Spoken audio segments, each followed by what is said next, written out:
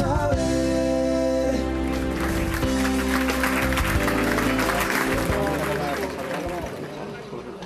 Con 8 meses después de sus 88 años, ha fallecido hoy en el Palacio de Dueñas, en Sevilla, Cayetana Fitz-James Stewart, duquesa de Alba. Era la tercera mujer en dirigir la Casa de Alba en sus más de 500 años de historia. Era la aristócrata con más títulos nobiliarios, 49, 14 de ellos con grandeza de España. En el Salón Colón del Ayuntamiento de Sevilla se ha instalado la Capilla Ardiente.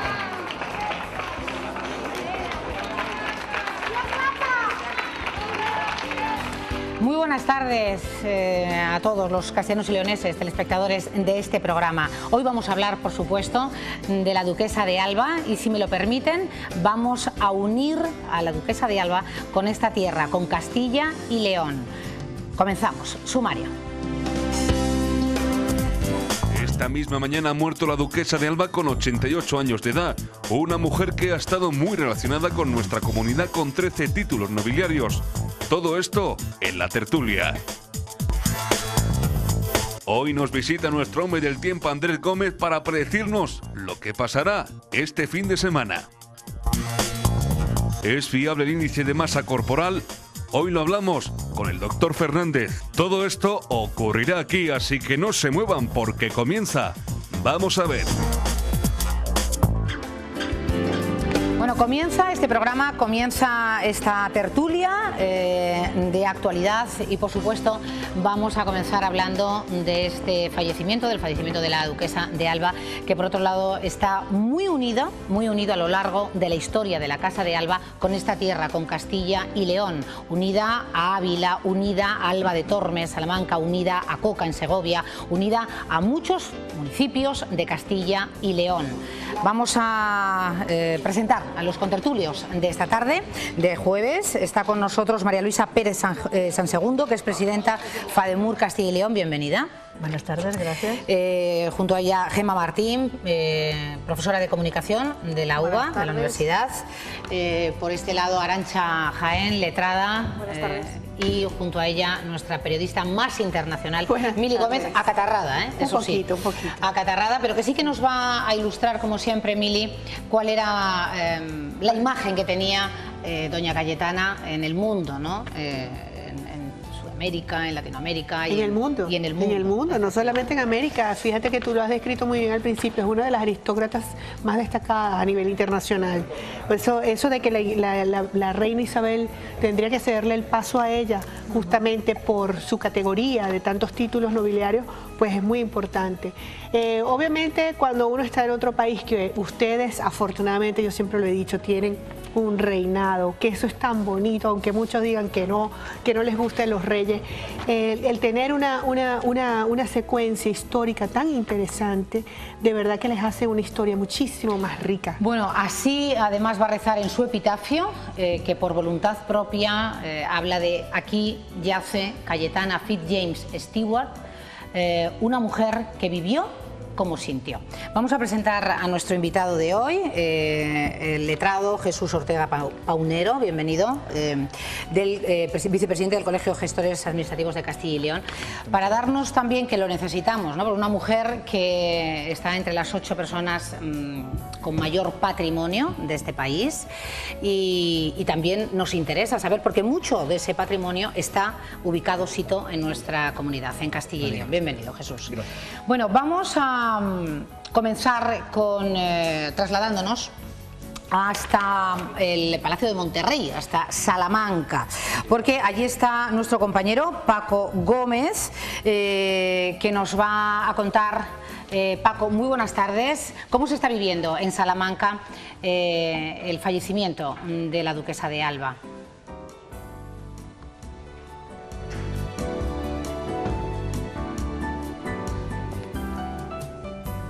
Buenas tardes, efectivamente, crespones negros hoy en el Palacio de Monterrey, una de las residencias que mantenía la duquesa de Alba y que de hecho usaba habitualmente en sus desplazamientos a la ciudad. Por eso Salamanca ha sentido de manera especial este fallecimiento, y es que son muchos los salmantinos que a lo largo de estos años ha compartido algunas anécdotas con doña Cayetana. Sí, mucho. Aquí, la última vez que vino aquí la vi, había estado en los toros. ¿Qué le parecía? Una mujer simpática, simpática y muy atenta, todas las preguntas. Y eso que había aquí un pasillo de gente, pero atendía a todo. Yo la he visto en unas ferias que vino con el marido y con la exmujer de uno de sus hijos, de no sé si sea Cayetano, me parece, y la vimos entrar en un restaurante, sí. Muy agradable, la mujer se paró y nos saludó a todos. Bueno, una clara vinculación de la duquesa con Salamanca, pero no es la única ciudad de Castilla y León, el único municipio con el que tiene una estrecha relación, la Casa de Alba. Vamos a irnos con nuestro compañero José Antonio Hernández, al cual saludamos, damos las buenas tardes, y sí que nos gustaría conocer de forma pormenorizada cuál es... buenas tardes, José Antonio.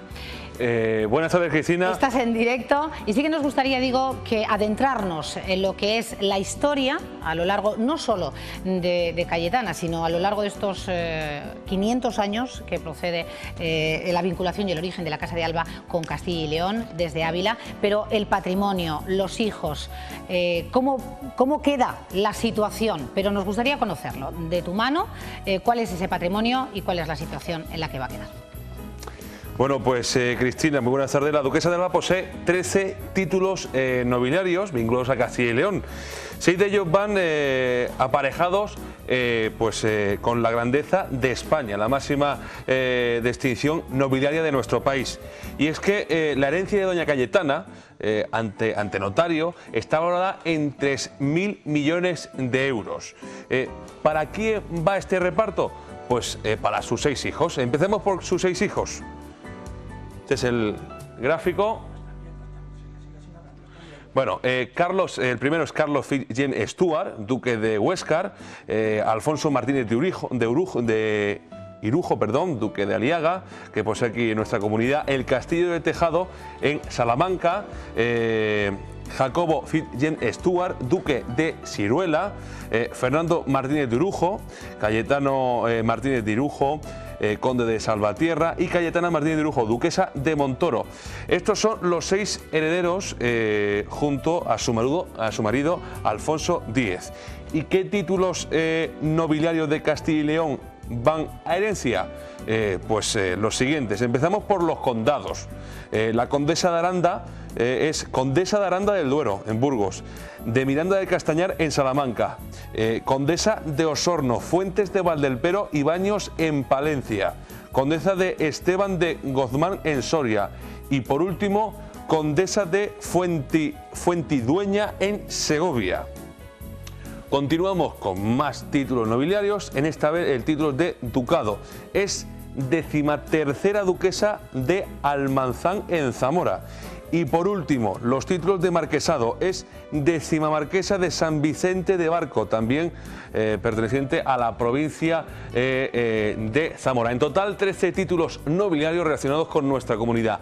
¿Y qué inmuebles posee la duquesa también aquí en Castilla y León? Los siguientes. Comenzamos: 2 en Salamanca, el Palacio de Monterrey y el Castillo de Alba de Tormes. Especialmente hay una anécdota en este último, y es que la duquesa de Alba posee una de las llaves del sepulcro de Alba de Tormes. Pero no solo es eso, también posee el castillo de Valdecorneja, en Barco de Ávila, o el castillo de Solano de Yagüe, en Soria. Como verás, Cristina, y también nuestros tertulianos, la duquesa ha estado muy relacionada con nuestra tierra. De verdad, es que yo estoy atónita, no sé si los telespectadores y los contertulios conocían, gracias José Antonio, el montante del patrimonio donde radica, en este caso en Castilla y León, que es lo que a nosotros nos importa. No solo es lo que han escuchado, que ya parece un tratado, lo que hemos escuchado de nuestro compañero, también en el resto de España imagino que tendrá multitud de propiedades, inmuebles, muebles, en fin. Pero Se habla de esto toda es lo que a España. nosotros más nos concierne. Y a mí me gustaría, porque del resto... los demás medios, por supuesto, hablan y hablarán de ello, pero que nos centráramos dentro de las posibilidades, porque tenemos mucho. Entre otras cosas, cuando comenzábamos, hablábamos de ese origen de la Casa de Alba en Ávila. Y, por supuesto, Alba de Tormes, donde también nos iremos. Es que se habla de toda España, pero fíjate tú cómo pudiéramos hacer una ruta turística, Sí, porque parece mentira, la duquesa de Alba ha sido una excelente embajadora de su país. España, gracias a la duquesa de Alba, pues ella ha representado lo que significa España y lo que se vende muy bien de España. Obviamente Sevilla es muy particular, pero ella ha sido España como representación de su país. Y tener esto en Castilla, yo no sabía lo de los tantos castillos que teníamos en Castilla y León, porque Bueno. son tantas propiedades y que salen Son a nivel, tantas que ya hemos a nivel perdido. nacional que me parece interesantísimo inclusive poder hacer una ruta turística de la duquesa de Alba, porque es un personaje público importantísimo. Solo en Castilla y León 13 títulos nobiliarios, de los cuales 6 tienen categoría de grandeza de España. Bueno, me gustaría conocer vuestra opinión. Sí, yo creo que Gemma. es 14 veces grande de España, es mucho. Creo que es algo importante, que es la persona con más títulos nobiliarios de toda Europa. Es la única persona entre el cual el rey de España y también la reina de Inglaterra, como antes ha dicho, si coinciden con ella, por protocolo tendrían que hacerla la reverencia. Evidentemente ella ha sido siempre tan humilde que siempre les dijo que no se la hicieran. Pero por títulos nobiliarios, protocolariamente deberían habérselo hecho cada vez que se la encontraban.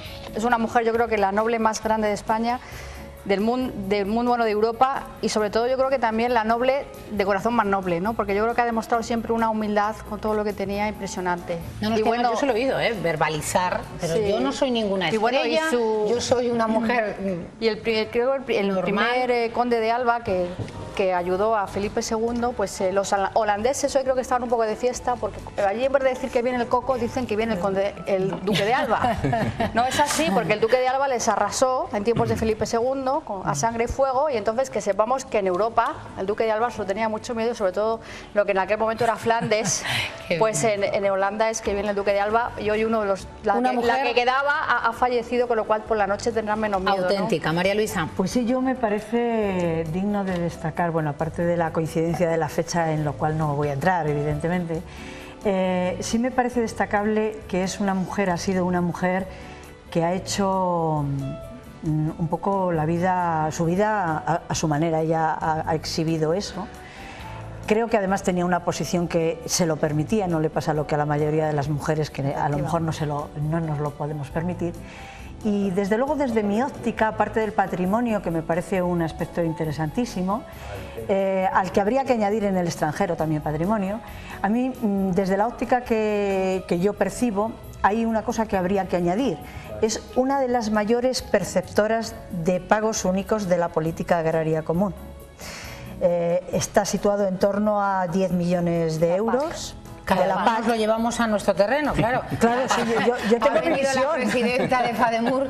No, hombre, no sé si hoy es el día, sinceramente, Sí, María Luisa. bien, yo creo que hoy estamos un poco recomponiendo, ¿no?, lo que ha sido durante estos 88 evidentemente, años. Evidentemente, yo destaco su valentía de mujer, que ha sido capaz de, porque además se lo podía permitir, hacer muchas cosas. Eso me parece destacable, pero también me parece destacable que esa situación se la han permitido determinados aspectos de su vida, que no sé si ella en su momento se ha ganado o simplemente le han venido por herencia. Arantxa. Sí, no, efectivamente, una persona, cuanto menos, ni que decir tiene que no tenía el placer de conocerla, pero se intuye o se supone una persona muy peculiar, con mucha personalidad y una forma muy peculiar de enfocar la vida. Pero estoy de acuerdo con María Luisa en que también yo, desde el primer momento, siempre que le he oído decir que ella ha hecho en su vida lo que ha querido, he pensado lo mismo. Que ha tenido posibilidades. Efectivamente, quiero decir, una vida con unas posibilidades, sobre todo económicas, muy importantes. Pero si os dais cuenta también, en la sociedad que ella vivió era por supuesto, se vivía muy constreñida. Yo no digo al margen de la posibilidad económica, Bueno, pues a lo mejor otro hubiera guardado malas apariencias. No, y realmente era muy comentada su actitud y y tal, seguro que era no muy fue una comentada. vida por ello necesariamente fácil. De hecho, ella lo comentaba, también hija única, se queda sin madre a los 7 años, se tuvo que exiliar. Es decir, posiblemente, como en cualquier vida normal, no todo haya sido de color de rosa, pero a mí una de las cosas que más envidia me da, pues esa educación para esa época, el poder aprender 5 idiomas. Eso en esa época a la que te estás refiriendo, Arantxa, la estábamos viendo en el 2011, cuando contrajo matrimonio por tercera vez con, una vez más, la figura de la duquesa de Alba unida a Castilla y León, con un palentino, Alfonso X, que ahora va a ser el duque viudo hasta que cambie de estado civil. Y si no, que me corrija nuestro invitado. Vamos a ver, los derechos que tiene, en principio el viudo, es la cuota legal usufructuaria, que se concreta en el usufructo del tercio de mejora de la herencia de Cayetana. El usufructo, entendido en nuestra legislación, tal como está en el Código Civil, es un usufructo muy amplio, en el sentido de que se puede enajenar, se puede hipotecar, se puede capitalizar. Es decir, hay muchas posibilidades con el usufructo. Pues de ello hablaremos, Jesús. En unos minutos nos adentraremos en el complicado, si me lo permiten, complicado tema hereditario, cuestión hereditaria, cuando alguien, tanto en la Fundación Casa de Alba como personalmente, dispone del patrimonio que disponía la duquesa de Alba. Me gustaría que vieran los telespectadores la última aparición de doña Cayetana en Castilla y León.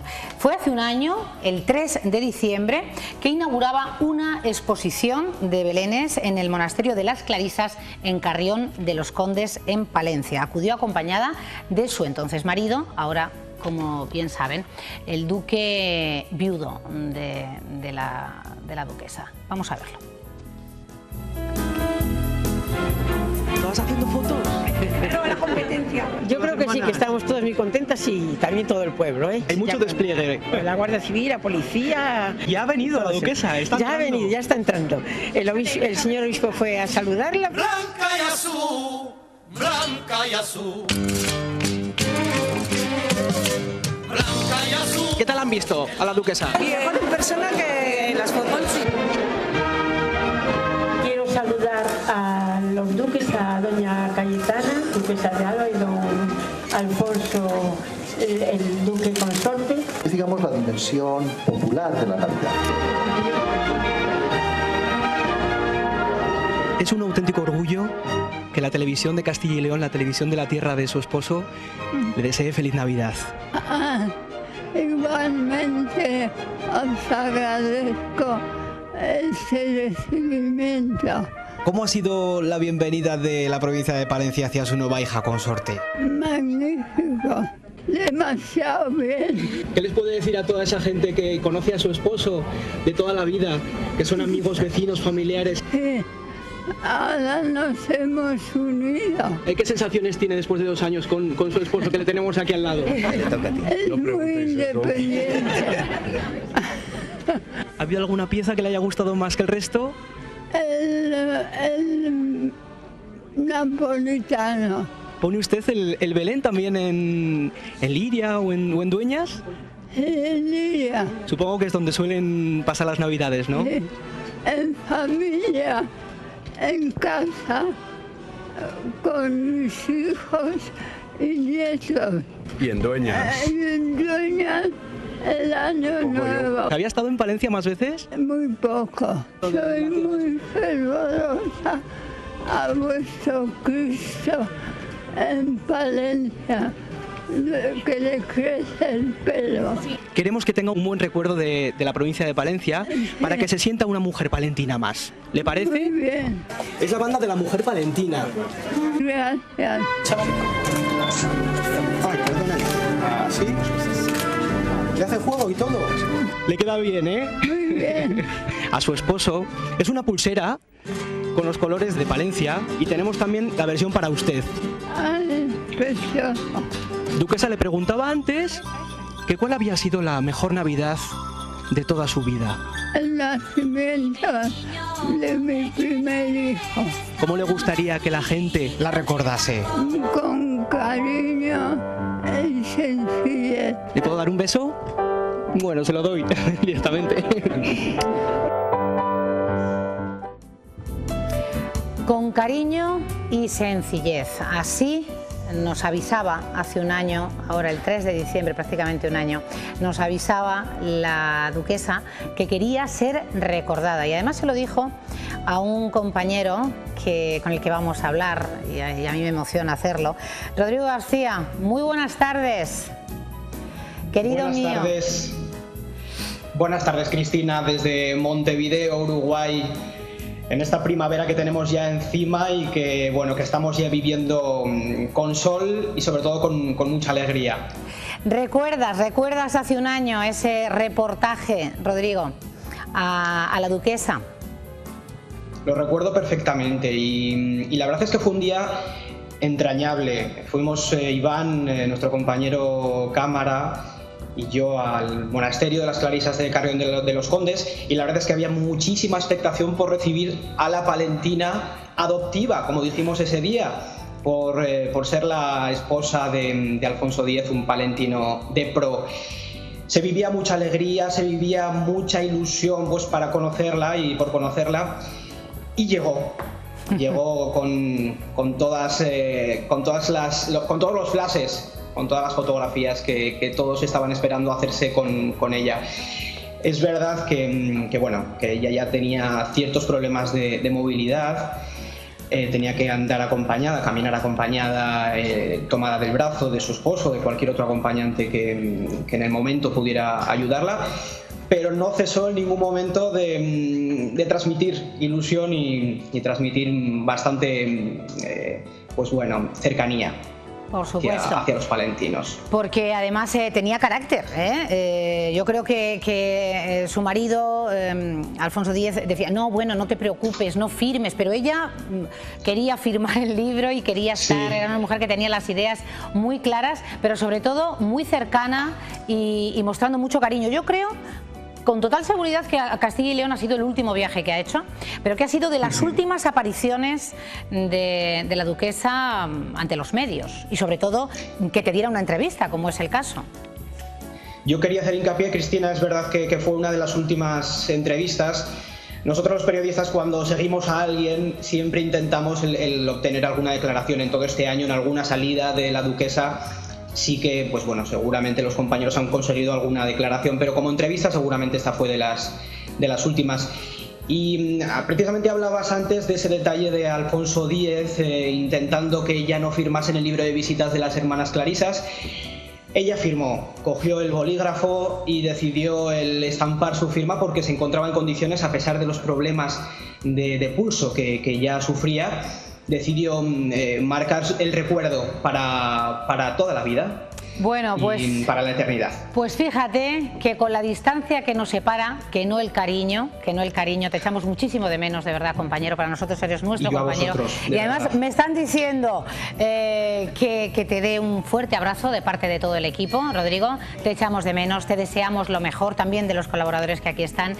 Pues uniendo Castilla y León, Uruguay, Montevideo, en fin, que un fuerte abrazo, que gracias y que de nuevo enhorabuena. Última vez que doña Cayetana visitaba Castilla y León, la entrevista a nuestro compañero. Un beso fortísimo. Nos vemos. Pues desde aquí, Cristina, para todos, de verdad un beso, que a pesar del lamento de la tristeza por la pérdida de alguien tan entrañable, yo estoy muy contento de volver a hablar con vosotros desde aquí, desde la delegación de la Agencia EFE, que lo quiero decir. Efectivamente, en Montevideo, que estás como redactor jefe de la Agencia EFE en Uruguay. Gracias, un besazo enorme.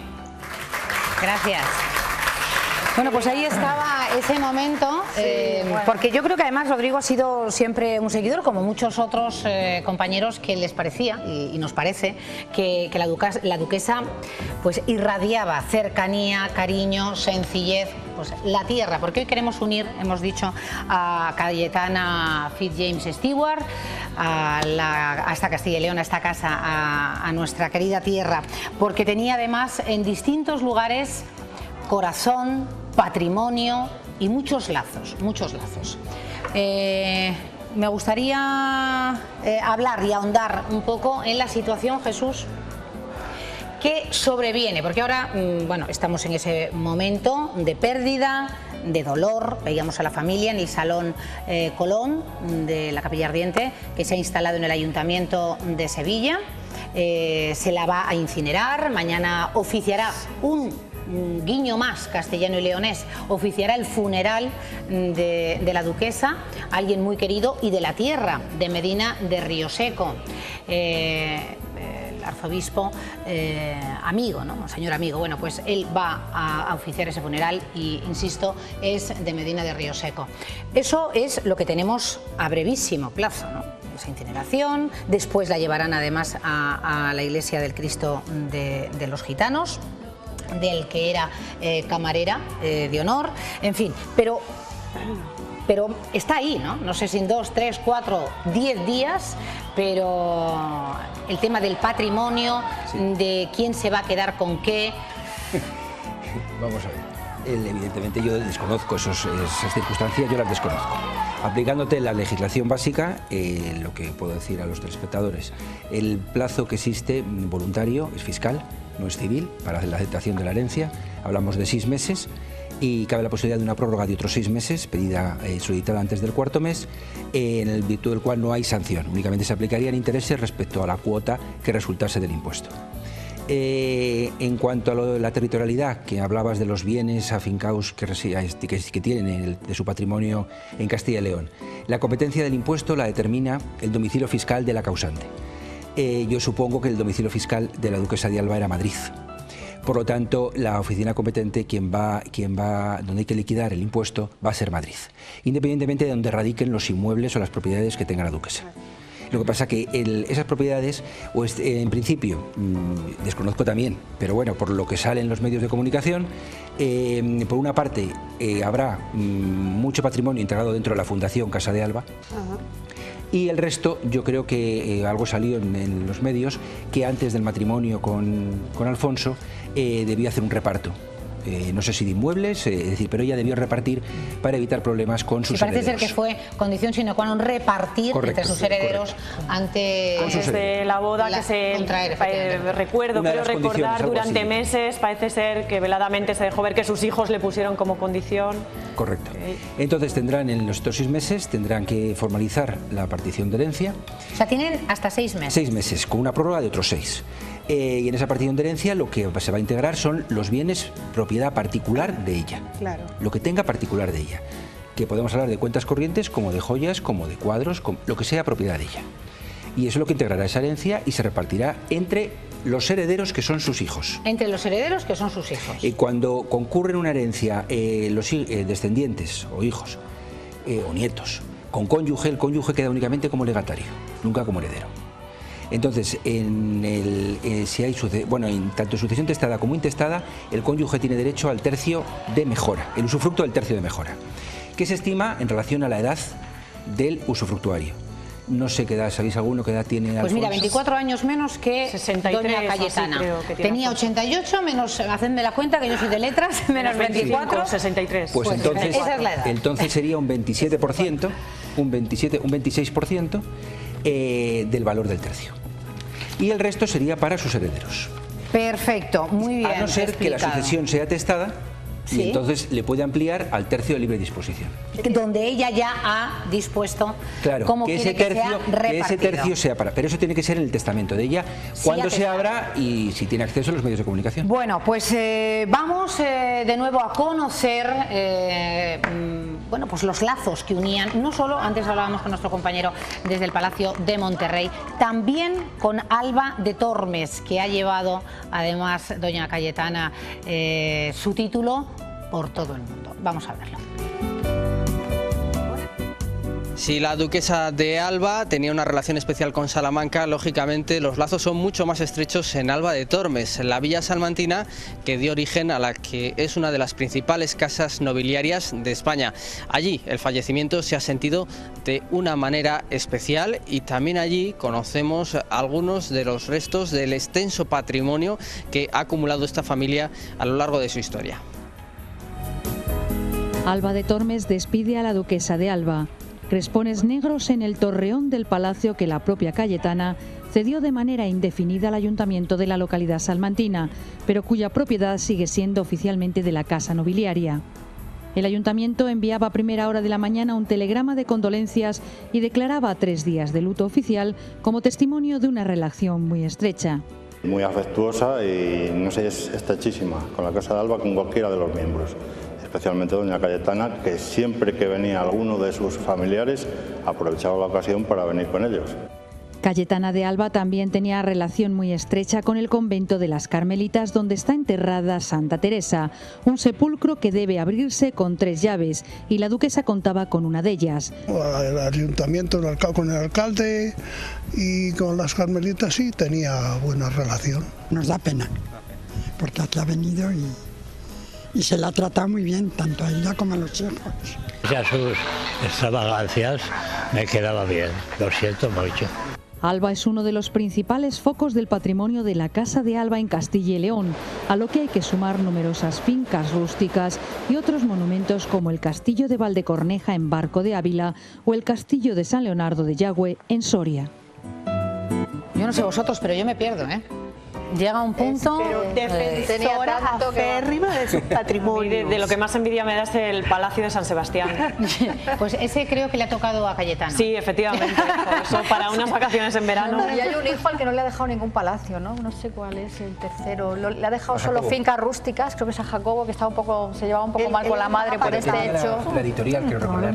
Pero luego lo han... Fincas rústicas. No, bueno, pero sí que decían que a nivel de valores había quedado perjudicado. Pero bueno, que al final sí que han hecho las paces, pero tuvieron ahí un momento de Yo no sé si disputa. eso es plausible, ¿no? Cuando se tienen más de 2, 3, 4 hijos, que decir, hasta 6 hijos, y repartir de forma ecuánime, equitativa. No ha sido así. No, pero date cuenta, sí es fácil Cristina, ponderar, ¿no? Claro, pero es que, equilibrar. Cristina, esto que yo sepa ha sido vía donación. Sí. O sea, actos intervivos, no mortis causa. Sí, sí. Condición antes de casarse. Claro, ahí fue la entonces, repartición. Pero digo que es tan... Sí, pero cuando tú regalas cuanto quieres y como quieres. Claro. Es decir, no tienes por qué equiparar. Claro, también, la equiparación es una obligación, vamos a decirlo, moral. Claro. Pero tú donas lo que te parece a cada hijo y en virtud de las circunstancias que yo tampoco entro ahí. El equilibrio, pero a lo mejor efectivamente tiene razón Jesús. Bueno, pues a Jacobo le ha Pero querido quizás dejar también menos. con lo que renta la PAC, pues evidentemente a lo mejor a largo plazo es más rentable las fincas rústicas que un palacio, que mantenerlo tiene un coste. A mí me parece una cosa destacable también de esta señora, es que ella y toda la Casa de Alba a lo largo de los siglos han conservado un patrimonio que, aunque sea propiedad de la casa o de la fundación, evidentemente es un patrimonio importantísimo, cultural.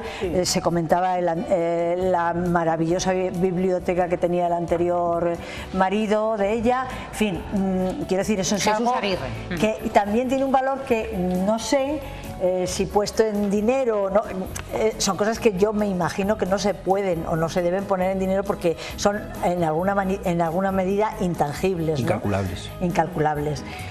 Entonces, bueno, a mí me parece eso digno de destacar también, y a la hora de pensar en repartos o no repartos, ahí difícil, porque el asunto de la paga, aunque no haya que entrar en este momento... por encima.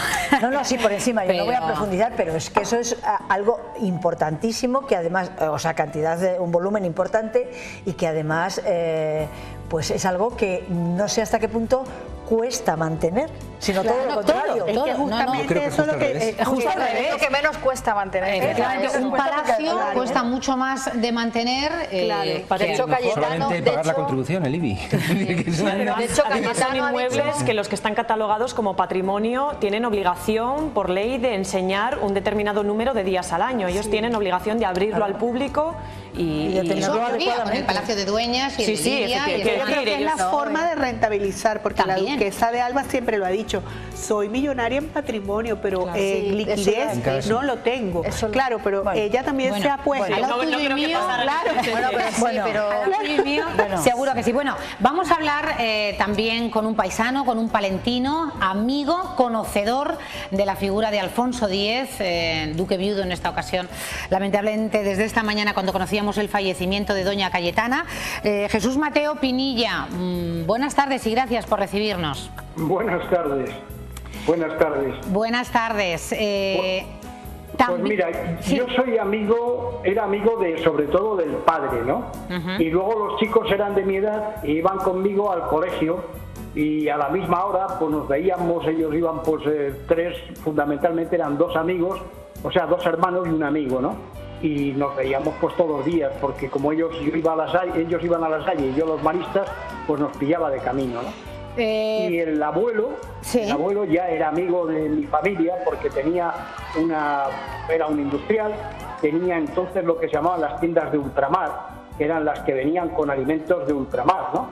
Y era un hombre generoso y excelentísima persona.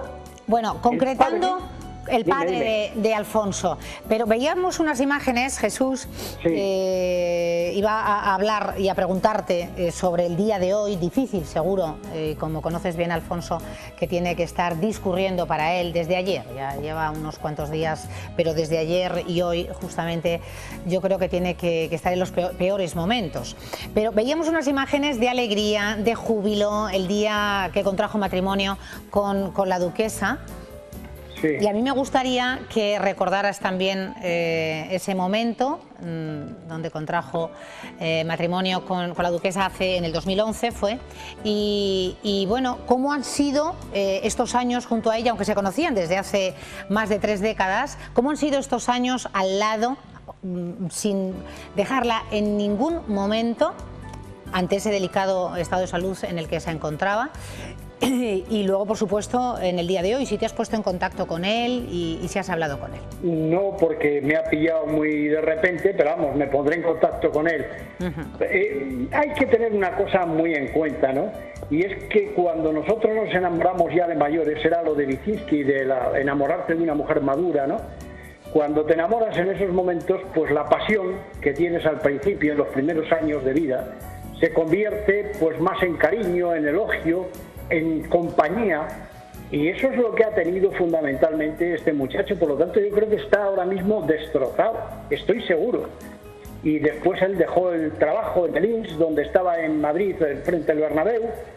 Pero bueno, pero fundamentalmente creo que a este muchacho le ha llegado un momento en el que, bueno, pues se le ha quebrado el sujeto de su cariño, el sujeto de su elogio, y la pasión supongo que menos. Y apuntaban admiración también, que seguro Alfonso tenía hacia Cayetana.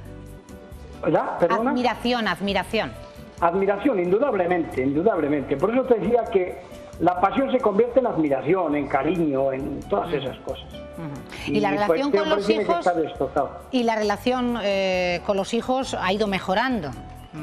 Pues indudablemente, porque él es muy buena persona. Este chico es una excelente persona, y como es una excelente persona, pues los chicos se han debido dar cuenta de que no es el típico cazafortunas que viene, no, él la quería, su madre, y entonces eso lo admiten siempre. Un hombre que además le hace compañía, pues tú verás. Pues gracias, Jesús, por haber entrado en directo y hablarnos también de este palentino, de Alfonso Díez, ¿no? el marido hasta hoy de Cayetana. Que esta mujer, además, cuando ahora lo vemos, porque ya llevan 3 años casados, pero recordar cuando casó con él, yo creo que esta mujer además ha roto con estereotipos, con normas, porque que un hombre mayor se case con una mujer joven es algo socialmente bastante aceptado, pero cuando ella se casó con un hombre 24 años más joven, y a la edad fue una revolución. O sea, por favor, este hombre que va, o sea, todo tipo de bromas de mal gusto, o sea, no, socialmente no estaba aceptado. Yo creo que Cayetana ahí siempre se ha adelantado a su época, incluso rompiendo con normas sociales de yo también me puedo casar con un hombre 24 años más joven aunque sea una mujer. Hombre, yo creo que en este caso, aparte de eso, que es cierto y que es realmente admirable, también es innegable que lo paradójico, yo creo que en este caso habría sido igual de chocante, hubiera sido un hombre o una mujer, es más bien casarse a los 85. Sí. Da igual que sea un hombre, lógico. Quiero decir, como mínimo es llamativo, siendo totalmente... Pero vamos, a mí me parece admirable. En una mujer mucho más. Me parece admirable la vitalidad y la ilusión vinieron medios de todos los puntos del mundo. O sea, pero imagínate la personalidad que ha desarrollado durante tantos años y lo que ha pasado la duquesa de Alba. Y yo creo que por eso es que ella proyectaba lo que todo el mundo dice, que es una mujer avanzada a su época, una mujer con una personalidad increíble, pero es que ella ha construido la han exiliado, ha estado defendiendo España por muchísimos puntos. Entonces, claro, tienes que tener una personalidad bastante aguerrida, muy fuerte para poder lograr sobre todo esa lo que ha logrado. personalidad vamos a hablar, aunque sea brevemente, y agradecemos nuevamente tener en directo al maestro, a Luis María Ansón. Muy buenas tardes. Muy buenas tardes a todos. Gracias por entrar en Castilla y León y por contarnos. Hoy, Luis María, estamos centrando la figura de doña Cayetana en lo que respecta a esta tierra, que es mucho, es mucho. Yo no sé si nuestros telespectadores conocían que 13 títulos nobiliarios de los que tenía doña Cayetana estaban vinculados directamente a Castilla y León, y 6 son con grandeza de España. Y comentaban también los colaboradores que tenía una personalidad, todos, yo creo que aunque no la conociéramos personalmente, que no es el caso, Luis María, pero irradiaba sencillez, cercanía. Sí. Sí. Luis María. Oigo, sí. Ah, pensaba que se había cortado la comunicación. Que nos cuente si estamos en lo cierto. Alguien que conocía de la manera que conocía a la duquesa, que sí es cierto lo que mostraba. Sí, a mí me parece que la característica principal de Cayetana Alba era la sencillez. Fue siempre una mujer muy llana, muy de tener los pies sobre la realidad y muy cercana sobre todo a los desfavorecidos. Yo creo que hay cosas de la duquesa de Alba que no se conocían mucho. Por ejemplo, ella durante muchos años, pues todos los jueves iba a servir la comida a los salesianos, a los ancianos desfavorecidos, ¿no? Y luego, por ejemplo, otra de las cosas que era muy habitual en ella, y también lo hizo durante largos años, era contestar ella personalmente, de su puño y letra además, a todos los que la escribían. Y cuando le pedían algo, podía resolver, ella lo resolvía. Si no podía, pues escribía una carta al ministro de turno, al director general, al alcalde, y de esa manera hizo millares y millares de favores que según ha ido pasando el tiempo, pues todo eso ha ido permeabilizando al pueblo español, y de ahí pues la enorme simpatía que despertaba su figura. ¿Qué opinión te merece, Luis María, el epitafio he vivido como he sentido? Pues forma parte de su personalidad. Ella era hija única, su madre murió muy siendo ya una niña. Su padre pues también murió cuando ya no era una niña, pero en fin, murió relativamente pronto, y ella pues ha tenido siempre una extraordinaria independencia de juicio y ha procurado vivir conforme a aquello que pensaba. Pero yo creo que no se puede confundir su imagen con una persona que fuese un viva la Virgen. Ella era muy religiosa.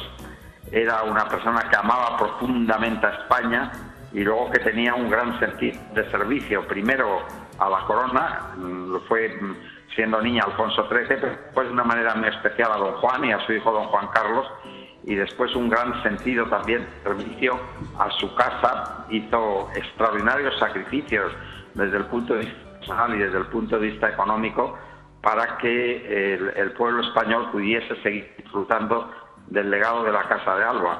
No olvide usted que cuando termina la Guerra Civil, pues Lidia es un palacio destruido, y pasaron los años y en el Palacio de Montellano, en el Palacio de Romanones, en el Palacio de Urquijo en Madrid, pues se convirtieron en casas de pisos y en oficinas, mientras que el Palacio de Lidia estaba destruido, y por lo tanto había una cierta justificación para haber especulado con el terreno. De eso, Cayetana, siguiendo las instrucciones que le había dado su padre, pues terminó por reconstruir el palacio, dotando a Madrid y a España de uno de los centros culturales más importantes que hay en Europa en este momento, no solo por las obras de arte que atesora, además porque tiene un archivo extraordinariamente interesante para los estudiosos.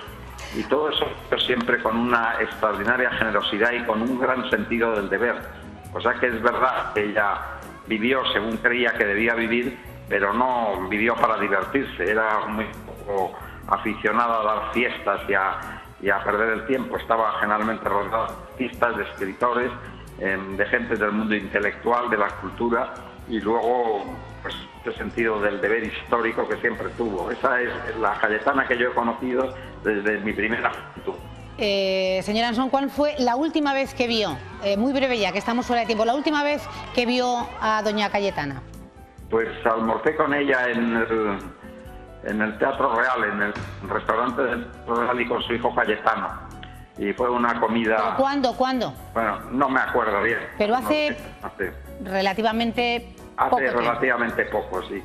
Luego Pues... hablaba con ella por teléfono en alguna ocasión, porque yo he sido miembro del patronato de la Fundación de la Casa de Alba desde que se creó por Luis Martínez de Irujo, el primer marido de Cayetana, Alejandro Bergamo, el gran notario.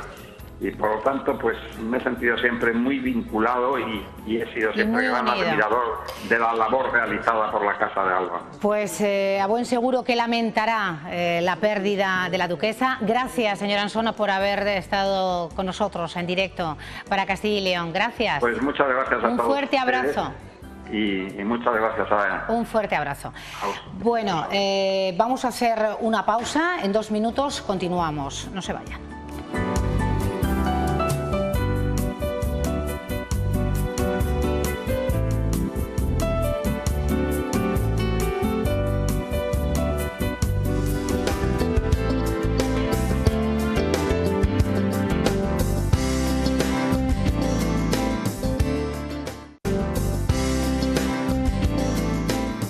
Bueno, continuamos en directo y cambiamos de tema. Vamos a hablar de la situación que están viviendo un alto porcentaje de los profesores de nuestro país.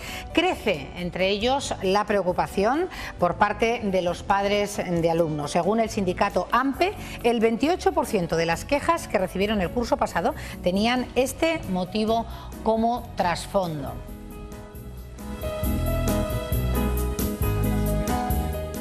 A mí me gustaría volver a nuestro compañero José Antonio Hernández y que nos explicaras mediante gráficos cuál es la situación ante los últimos datos que conocemos por parte del defensor del profesor.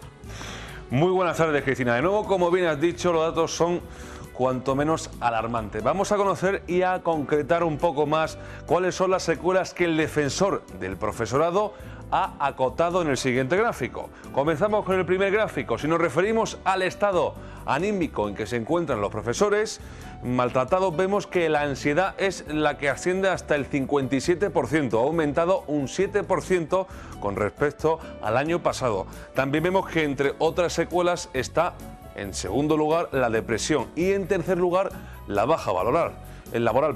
Así es como afecta a los profesores el maltrato.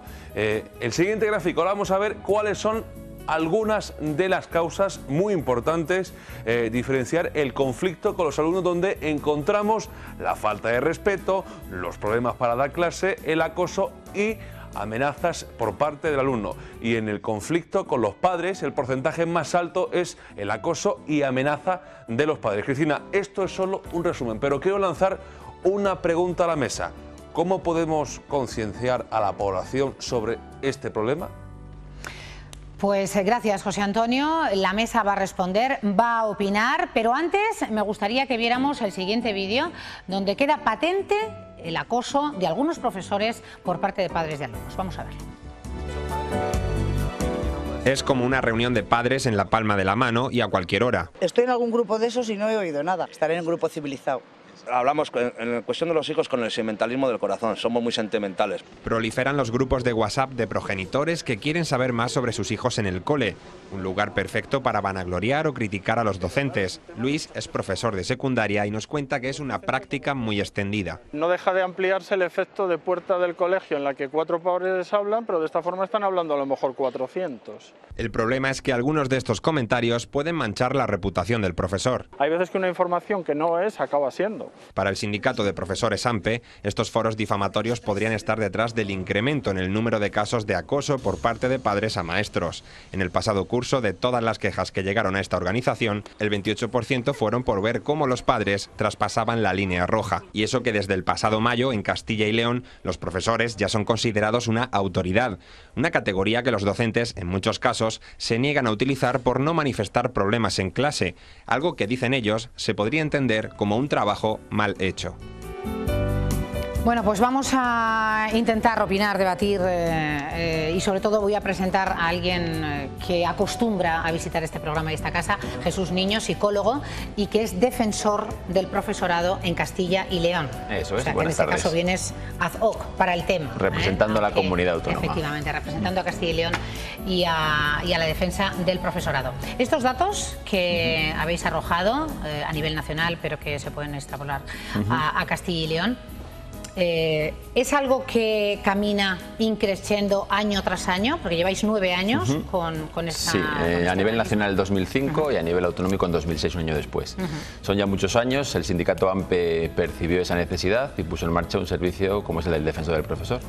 Está compuesto por una asesoría jurídica y el psicólogo, en este caso, que soy yo, el que atiende las llamadas y las citas que nos vienen de los colegios a nivel autonómico. Casi 3.400 en toda España. ¿En Castilla y León, Jesús? En Castilla y León el año pasado han sido 50 las que acuden aquí. Lo que pasa es que hay 18 personas que acuden o buscan ayuda a nivel nacional, sobre todo por temas de anonimato.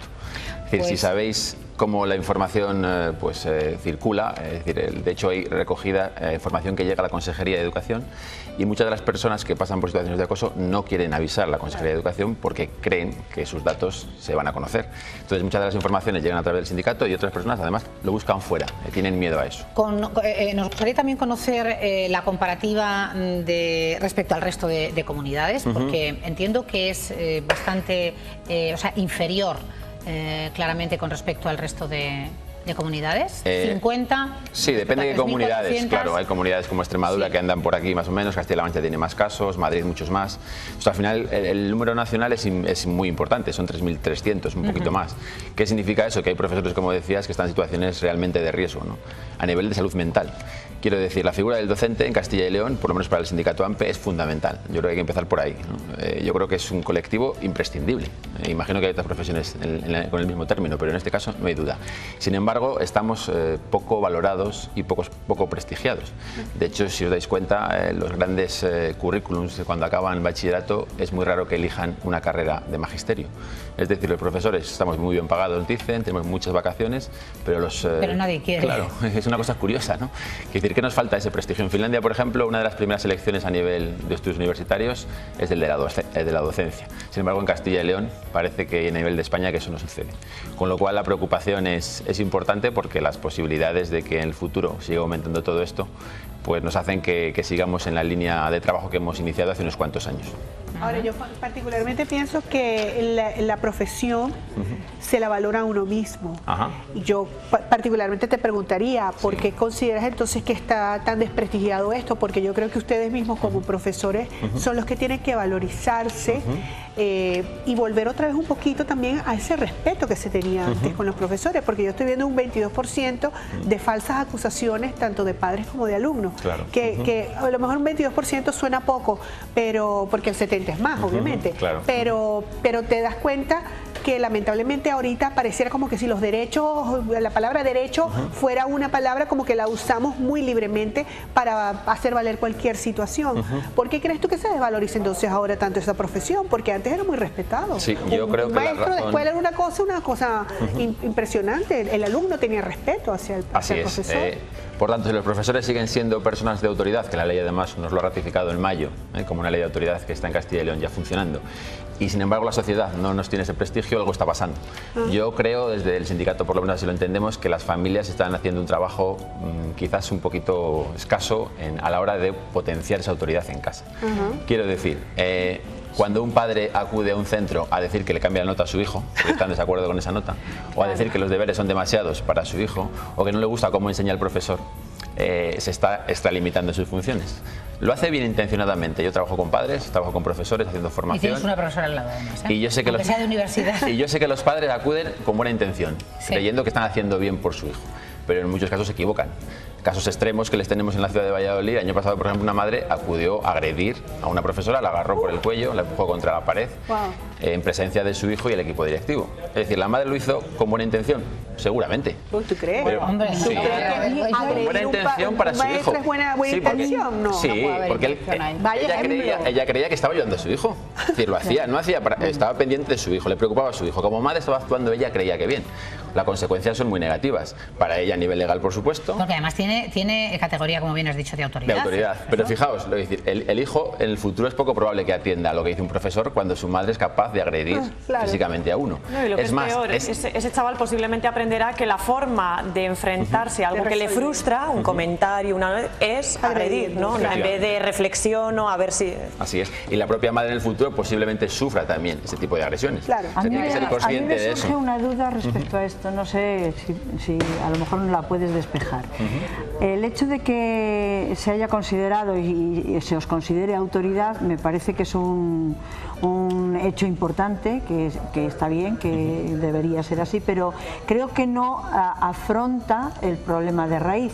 Y en ese sentido yo te quería preguntar, ¿tú crees que hay un factor o que hay uno de los factores que contribuye a esa pérdida de prestigio, incluso de valoración, de autoridad, etcétera, puede estar en el hecho de que las familias han declinado en parte el papel de educadoras y se les ha asignado a los colegios, a los centros, y por lo tanto la familia pues poco más que el alimento? No tenemos tiempo. Perdón, Luisa, estamos sufriendo. Pero estoy seguro. Pero me gustaría que quedaran claras unas cuantas. Estoy seguro en eso. Cristina, la sociedad ha delegado en los docentes la tarea educativa de las familias. Hay que hacer formación, Cristina lo sabe porque lo hemos hablado muchas veces, formación a padres. Oye, pero ¿cuánto ha cambiado? Porque los padres de mis padres, por ejemplo, y me imagino que las de muchos, y no hace tanto, jamás me daban la razón. Seguro que alguna vez yo la tendría, pero jamás, siempre se la daban al profesor y luego te preguntaba. Yo creo que ahí está la... ¿Tenemos tiempo? Poquito. No, yo creo me hacen así con la mano, pero que ahí está la clave, yo creo, un poco, ¿no? Yo creo que está cambiando primero, los niños, adultos o adolescentes no tienen respeto, en general a los mayores, punto número 1, Claro. Y el respeto se aprende en casa. Porque no se lo han transmitido, el respeto se aprende en casa. A los mayores y a los profesores. Y a los profesores porque son una autoridad que te está enseñando. Y creo que eso hay que educarlo en casa. Si no lo aprendes en casa y encima tu padre también está en contra del profesor, no hay nada que hacer. Hay que educar en casa y el profesor es algo muy importante. Algo está pasando en la sociedad. Cuando hablábamos falta de educación. No hace mucho del acoso interpares, entre iguales, los niños, y algo está pasando cuando el profesorado a nivel nacional, hay 10 denuncias, 10 profesores acuden diariamente a esta figura del defensor del profesor. En estos años, desde su creación, ha habido 25.000, más de 25.000 casos a nivel nacional. Son cifras tremendas. Y el son sindicato, cifras que algo nos indica que no funciona, Jesús. Yo creo que es un problema que no debemos circunscribir a los profesores, porque a estos niños los vamos a sufrir en la sociedad todos. Esto refleja un problema que va a todos. Padres, profesores, niños. Yo creo que este tema es de suficiente calado e importancia como para que le dediquemos más tiempo. Cuando quieras. Del que hemos dispuesto, le pedimos disculpas especialmente, Jesús, pero lo traeremos de nuevo a colación porque el tema bien lo merece. Gracias a todos. Antes quiero hacer una parada. La fonda más tarde, en tu momento. Andrés, querido compañero Andrés Gómez, que no me voy a olvidar ya de tu apellido, nuestro hombre del tiempo de esta casa de Castilla y León Televisión, hoy visita Vamos a Ver y queremos un anticipo. Andrés, bienvenido. Hola, gracias Cristina, buenas tardes a todos. Pues sí, voy a hablarles del tiempo, ya con un ojo mirando hacia el fin de semana. Vamos a ver un poquito, pues eso, el tiempo que nos espera. De momento, mañana parece que va a ser bastante tranquilo. El sábado durante la mañana también, pero parece que tendremos que hablar de algunos cambios para el domingo. Lo contamos con detalle después.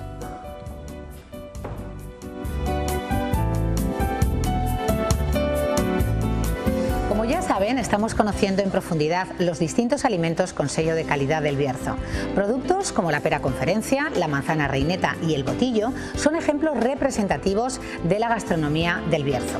Esta semana es el turno de la manzana reineta del Bierzo, fruto inmejorable por sus características diferenciadas de las producidas en otras zonas geográficas españolas. Sus rasgos externos, textura, sabor y aroma convierten a la manzana Reineta del Bierzo en un producto exclusivo merecedor de la única denominación de origen de manzana en España. Contiene hasta 5 veces más vitamina C que cualquier otra manzana, elemento esencial para nuestra dieta. Para que puedan degustar este y otros alimentos con sello de calidad del Bierzo, durante esta semana tienen la opción de ganar un fantástico lote de productos como este. Para ello, solo tienen que llamar y contestar a esta sencilla pregunta. ¿Qué vitamina aporta la manzana Reineta del Bierzo en mayor cantidad que otras manzanas? Si lo saben, solo tienen que llamar al 984 60 04 y dejarnos su respuesta y número de teléfono. ¡Suerte!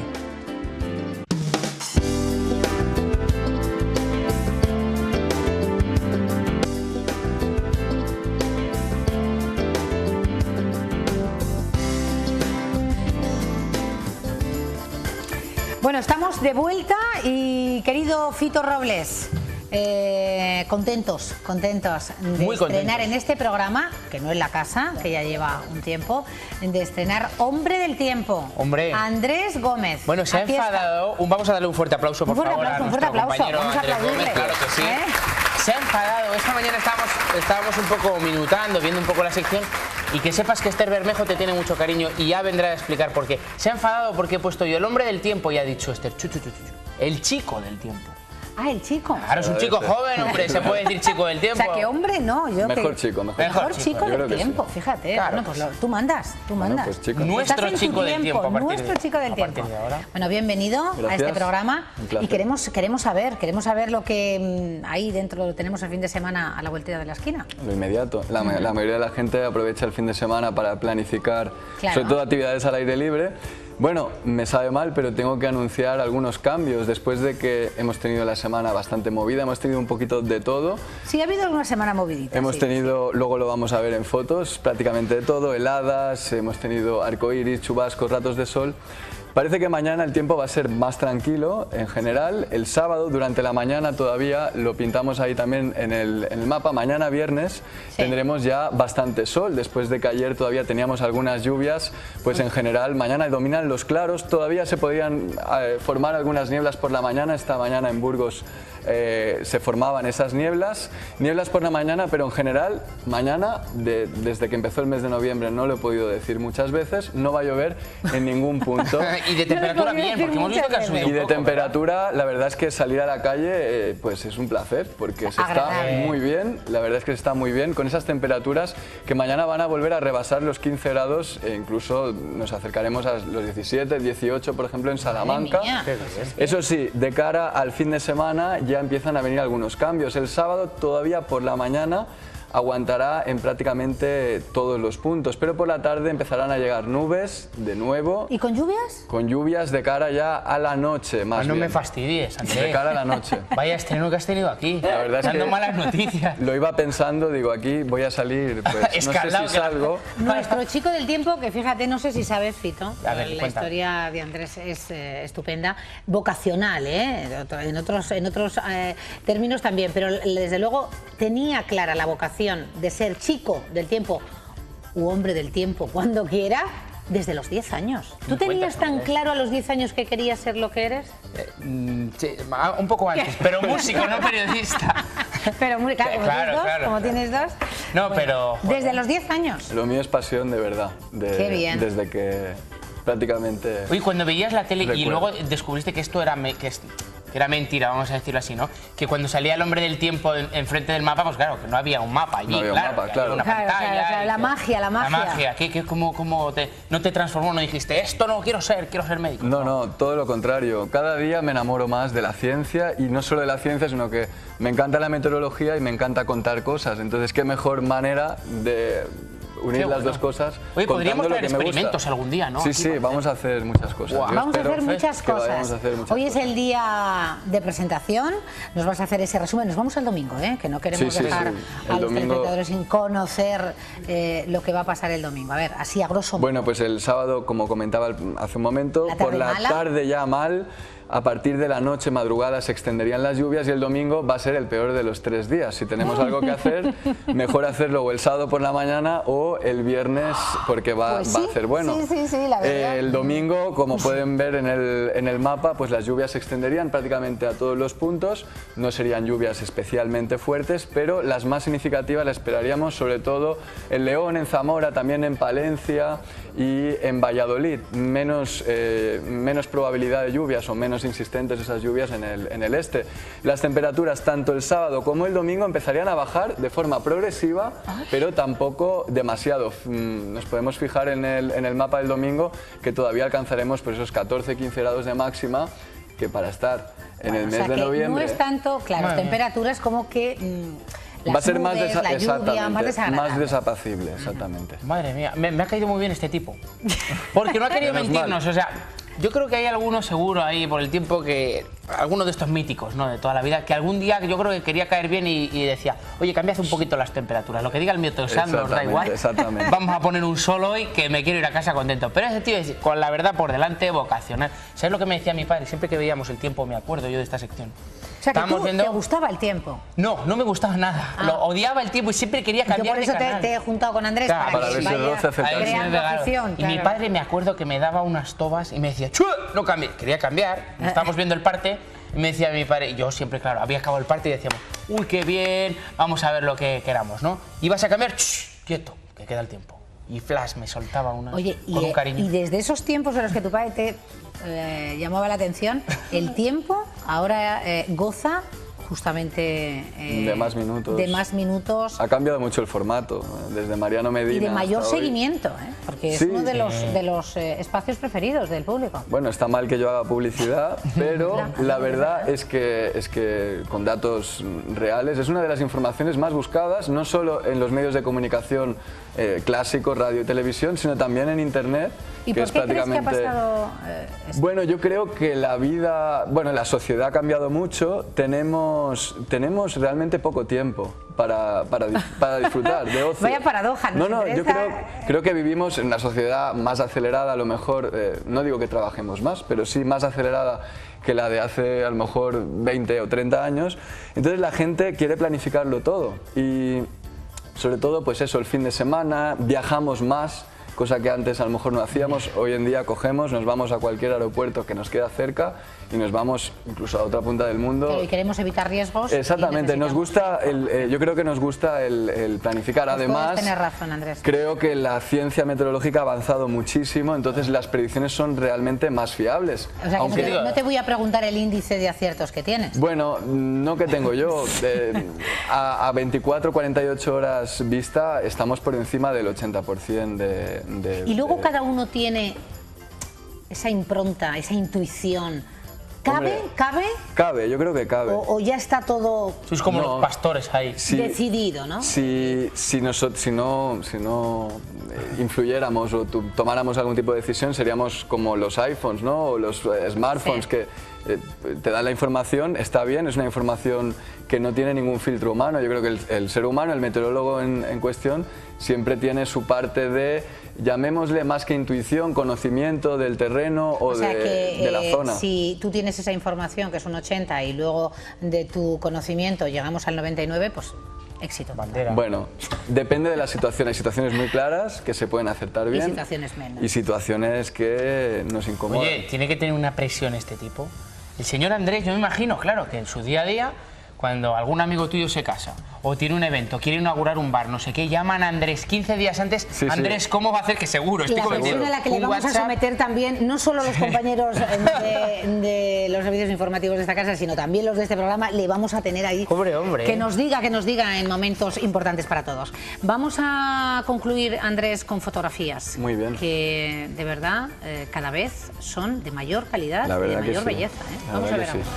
Pues Rubén de Valladolid. Sí, comentábamos hace un momento que hemos tenido de todo. He traído diferentes fenómenos. Estos son los arcoíris que se pudieron ver a principios de semana. Teníamos esos chubascos con ratos de sol. Cuando se combinan pues el sol y las lluvias, pues aparece eso.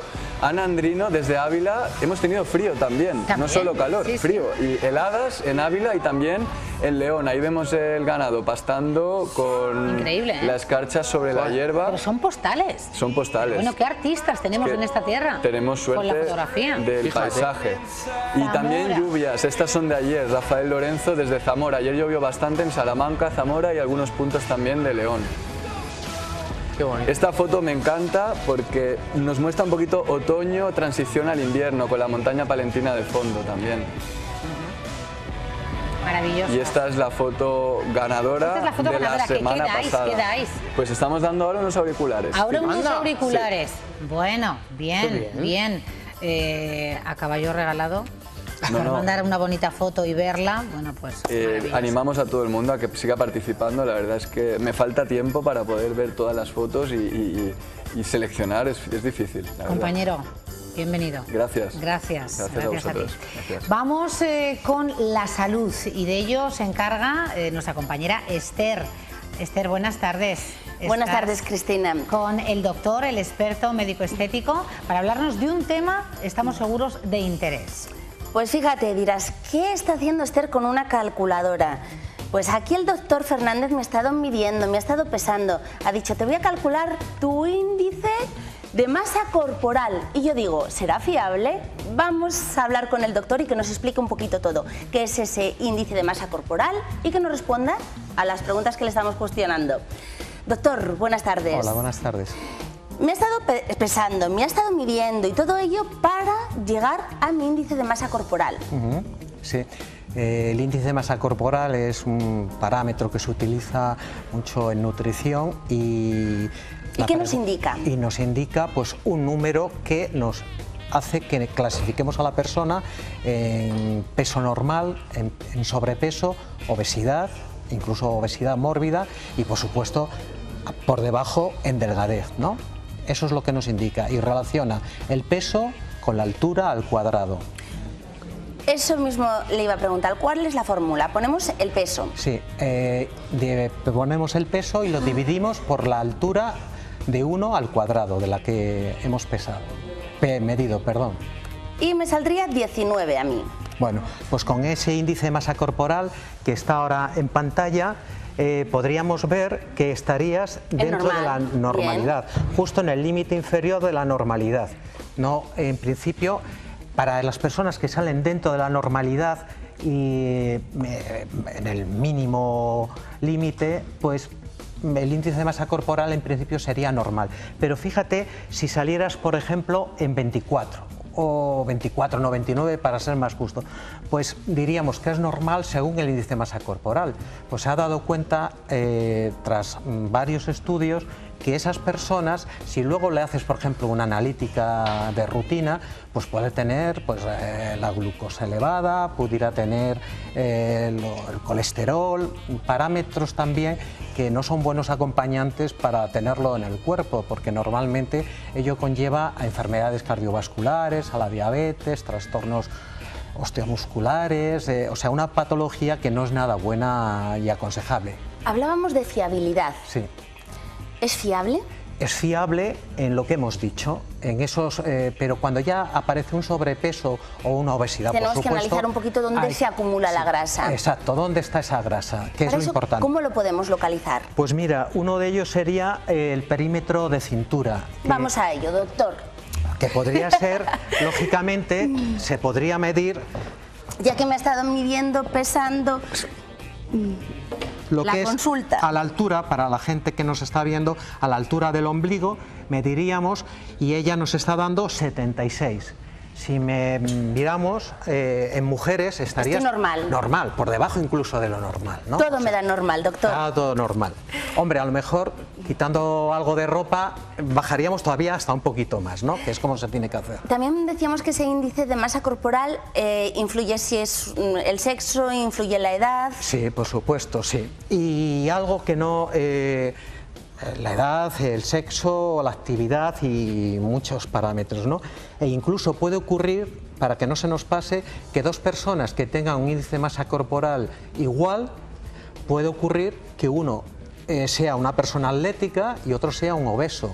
El caso de los culturistas, por ejemplo. Sí, que ellos incluso se pasan por, aquí está otra, el ahí dibujito, tenemos, pues ahí tenemos 113 kilos, 1,80 m, miden los dos, ahí está el ejemplo, uno es lo que se dice un cachas, ¿no? Está ahí preparado. Que no hablaríamos en ningún caso de obesidad. Ni mucho menos, pero si nos fijamos pone 35.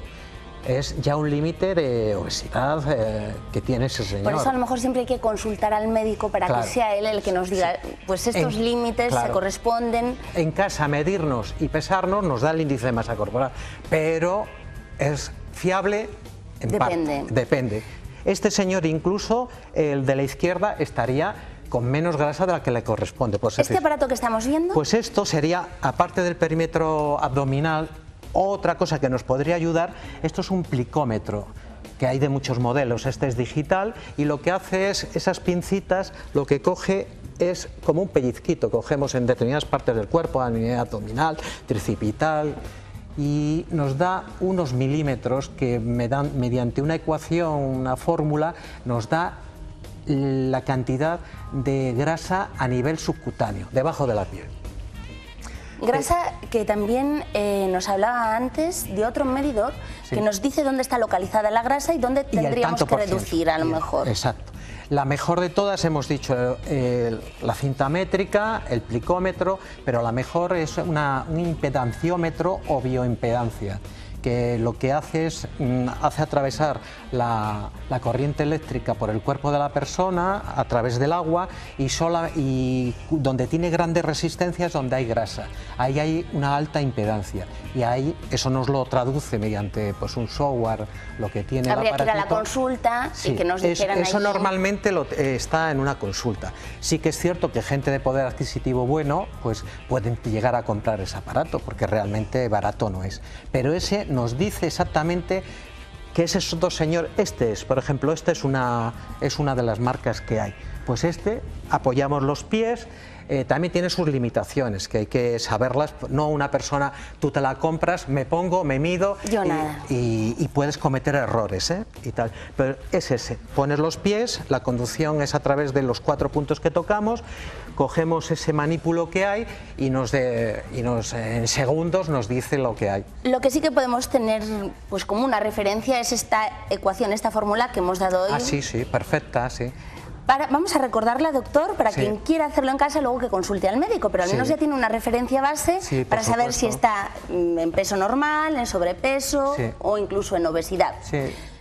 Sería el peso dividido entre la altura al cuadrado y nos daría la fórmula. Sí, nos da un resultado y eso luego... No me gusta la internet porque siempre hay, pero estos cuadros de internet que hay sobre normal, delgadez, sobrepeso, suelen estar acertados. Ahí te sale un número y tú dices, pues mira, tengo un sobrepeso. Mi consejo, aunque fuese un sobrepeso pequeño, tipo 1 y tal, eso habría que controlarlo e ir al médico, porque posiblemente si le hace la parte que hemos dicho de la bioimpedancia, a lo mejor ese sobrepeso es algo más. Va más. Sobre todo por el nivel de grasa que puede tener. En condiciones normales la mujer se considera hasta 25, un 30% del cuerpo suyo que puede ser grasa. También depende de la edad y cosas de estas. Con los años ya sabemos lo que nos pasa, ¿no? En el hombre tiene menos grasa, entre 20 y 25%. Entonces ese aparatito nos calibra eso y según lo vamos controlando. Lo controlamos. Pues muchísimas gracias, doctor. A vosotros.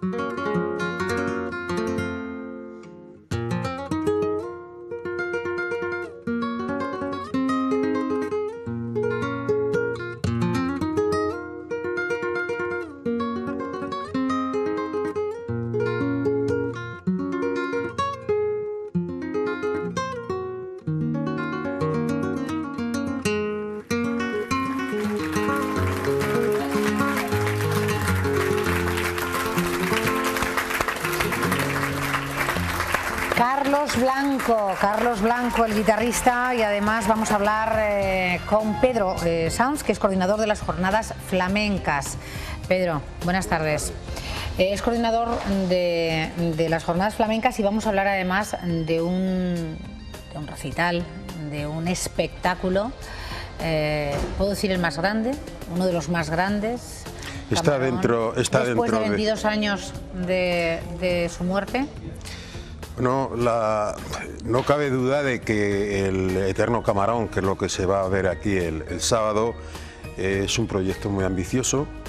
Como bien dices, después de 22 años hubo muchos proyectos y además que no se vieron viables, especialmente la familia de Camarón.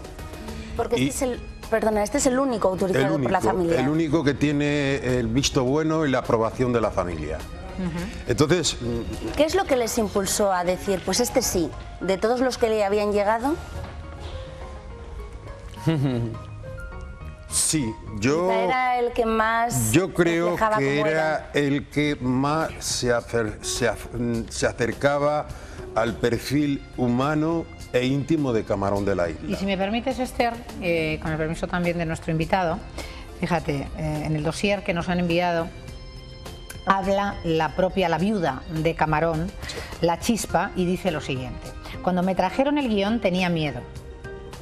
Temía que volvieran a tratar equivocadamente el recuerdo de mi marido. Lo leí, vi que era respetuoso, riguroso y me dije, esto sí que es lo que quiero, vamos para adelante. Exacto. Esa fue la respuesta de su vida. Efectivamente es como tú lo has dibujado, Cristina, ¿no? Algunas veces pues se quieren traer o poner en escena, en un montaje, algunas cosas que no tienen nada que ver con su carrera artística. Y aquí lo que nos interesa es que la carrera artística de Camarón, como fue su niñez, sus encuentros con los más grandes, con Paco de Lucía, en fin, eso es lo que yo creo que interesa al público. Y sobre todo también disfrutar de sus grandes temas. Sí, efectivamente estamos hablando, como bien lo has dicho, estamos hablando del cantador más grande que posiblemente ha dado la historia del flamenco. Puede ser que a lo mejor sea mucho decir, pero desde que tenemos datos, los datos que tenemos, le sitúan como uno de los cantadores más grandes. No solamente fue eso, sino que Camarón marcó un antes y un después en el flamenco. Y eso sí que ha sido bien recibido, aunque ha costado, con puristas y todo. Pero yo siempre he dicho que en el flamenco no conozco a nadie que haya puesto a los flamencos en la misma opinión, compartir la misma opinión. Tal vez hayan sido dos las personas que la han puesto de acuerdo, o por lo menos a los que más ha puesto de acuerdo. Y han sido, curiosamente, Camarón de la Isla y Paco de Lucía. Bueno, menuda pareja. Increíble, yo hace poco estuve viendo el documental de Paco de Lucía, la parte que trata con Camarón, por eso me resulta atractivo esta parte del musical Eterno Camarón, cómo hacer algo que resuma algo sobre una persona que era tan introvertida como era Camarón, porque dos personajes como Camarón y Paco de Lucía era una persona muy alegre cuando era un niño, pero luego se volvió una persona muy introvertida, igual que Camarón. Y era muy complicado, y ellos decían que ellos cuando estaban juntos pues que no hablaban mucho, que ellos eran unas personas que no se decían mucho, pero luego cómo cambiaron absolutamente todo, metieron flautas traveseras, trajeron el cajón de Perú, ellos dos renovaron todo esto. Fue duro, Pedro? Tú sabes que fue duro, porque ahora sí que hablamos de que los flamencólogos... Eso es lo que quería, y lo pueden estar leyendo los telespectadores, recordarles cuándo pueden asistir a disfrutar de Eterno Camarón, del espectáculo del que estamos hablando en estos momentos. El sábado en Valladolid. El sábado en el Miguel Delibes. Pero se estrenó en la localidad de Camarón. Se estrenó allí en San Fernando, sí. Aproximadamente me parece que fue en el mes de junio, mayo, junio, por ahí se estrenó. ¿Y la respuesta de la gente, del muy público? Positiva, de su familia, sobre todo. Y sobre todo la familia. Yo el otro día hablaba con Gemma, y la hija de Camarón. Claro, que también participa en el espectáculo. También participa, y Miguel, que toca la guitarra con Eduardo Trasierra. Y bueno, ellos están muy contentos, ¿no? O sea, que el elenco artístico es de primera fila. El elenco artístico es un elenco muy potente, de grandes figuras. Eduardo Trasierra, la guitarra, gente en el mundo del baile, o sea, de teclados. Estamos hablando de un espectáculo de primerísimo nivel y además muy cuidado.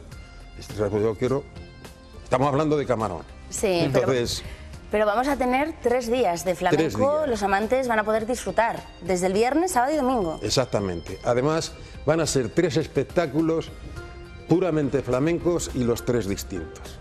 Mañana es Miguel Flores Quirós, Capullo de Jerez.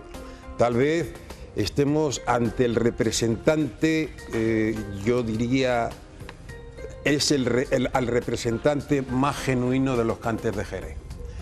La personalidad, los conocimientos, el soniquete que tiene Miguel Flores, no hay ningún cantaor que lo tenga. Un hombre que no pasa inadvertido, que se hace en las calles del barrio de Santiago, que mama de la influencia del Tío Borrico y de Manuel Soto Sordera, de los grandes cantaores de épocas pasadas. Y cierra Arcángel el domingo. Exactamente. Y el domingo pues se va a dar un giro. Y va a estar aquí Arcángel, que bueno, es una realidad, ¿no? Ya Arcángel ahora mismo es uno de los cantaores más importantes del panorama. Un hombre que canta, estudia, es un estudioso, más un hombre que domina unos dominios de los tercios, del compás, de los quejíos, que no hay muchos cantaores. Posiblemente estamos hablando de uno, ya repito, de esa nueva generación que ha aparecido, y la encabeza precisamente, en mi opinión, Miguel Poveda y Arcángel, como de los cantaores que más tienen que decir. Hay buena cantera, Pedro. Buena cantera. Yo te haría una pregunta antes de despedirte, y es ¿cuál es la afición de Castilla y León por el flamenco? Muy buena pregunta. Mira, yo llevo haciendo las jornadas flamencas Ciudad de Valladolid, que las fundé y además las seguimos, y desde hace 14, 15 años. La afición al flamenco en Valladolid es una afición tremendamente entendida, pese a que muchos sospechen. Y es curioso que esto me lo tengan a mí que decir a 700, 800 kilómetros de distancia que hay de aquí a La Unión, de aquí a Sevilla o de aquí a Jerez. Es decir, que saben perfectamente que la gente, los estudiosos, flamencólogos, que la gente de Valladolid, por no... de Valladolid y yo diría de todo el entorno, de toda la Castilla y León, es gente que en el flamenco es terriblemente entendida y además con otra particularidad. Es que aquí en esta tierra cuando entendemos, Pedro. No te quepa la menor duda. Próximo 22 de noviembre, sábado, Auditorio Miguel Delibes, Eterno Camarón. 21 de noviembre, 8 de la noche, Capullo Miguel Flores, Capullo de Jerez. Y el día 23, Domingo, Arcángel, que además viene acompañado Menudo por... plantel para los amantes, los buenos amantes del flamenco, que aquí en Castilla y León, a verlos, haylos. No como las mecas en Galicia. Gracias, Pedro. Muchas gracias. Un placer. Bueno, vamos a recordar, queridos, Fito, Esther, hoy tenemos una cita, yo desde luego no pienso perdérmela. A las 10 de la Lo digo noche. absolutamente en serio, y además aconsejamos a todos los telespectadores que no se pierdan en el programa de Jesús Fonseca la primera entrevista que concede el hijo de Adolfo Suárez, Illana, después de su segunda operación en su lucha contra el cáncer. Se la ha concedido a nuestro compañero Jesús Fonseca y en ella analiza la situación actual de España y qué hubiera hecho su padre. De verdad que es una entrevista que bien merece que estemos pendientes esta noche en una entrevista especial y en exclusiva para Castilla y León Televisión. Siempre se puede salir de los problemas. Cuesta, es difícil, requiere mucho esfuerzo, duele, no es fácil, pero merece la pena. Adolfo Suárez escucharía mucho, sería capaz de escuchar mucho. Y hoy nos hace falta escuchar, entender. Esas eran las palabras que hoy veremos en el programa de Jesús Fonseca, una entrevista importante que no deberíamos de perdernos, la primera entrevista de Adolfo Suárez y Llana. Así que nos vemos nosotros mañana, además de claro que sí. la entrevista de Jesús Fonseca. Nos veremos mañana viernes, por fin viernes, que cuesta, pero ahí está. Que sean felices, que disfruten mañana más y mejor. Eso que decimos en Vamos a Ver.